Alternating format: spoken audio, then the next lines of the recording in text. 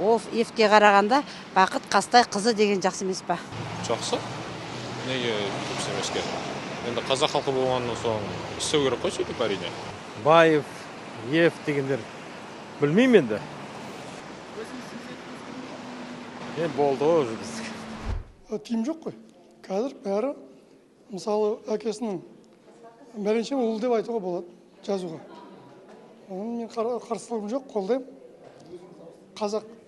Мен Бексұлтанов Құдайберген. Басқа ештеңе жоқ менде. Көрдіңіз бе фамилиямды? Бексұлтанов Құдайберген.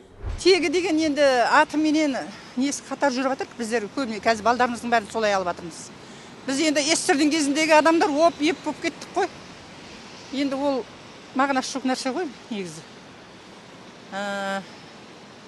Епті алып тастағанда қалай? Біз жаңа қазақшаға ауыстырғанда, біз ол жерде ана кісінің бір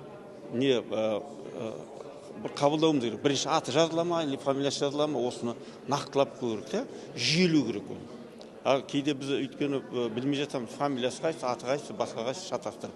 Сондықтан соны реттеп алу керек та, негізі дұрыс. Әкесінің аты екінші тұру керек. Бірінші өзінің есімі болу керек, одан кейін фамилиясы болу керек. Мен солай ойлаймын.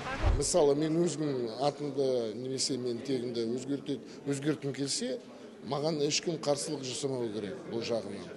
Құжаттардың жағынан үкімет қолдау керек.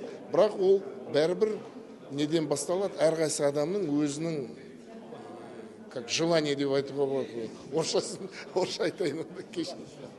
Неге келеді ауыстыруым? Бірақ мен айтайын, қазір менде үш диплом бар, басқа бар, құжаттар бар, бәрін ауыстырғаннан кейін бірталай жұмыстар жасау керек. Оның бәрін. Ал енді қазір негізі жастарға көбірек ауыстырып, реттеп алу керек та басынан. Менің фамилиясы. Менің фамилиям Ауыспай болса, ол Ауыспай. Бәрісін. Мен қолбасан өзіміздің қазақтың әліппесіне аты, жөні, әкесінің атасын жазылғанды жақсы көрем.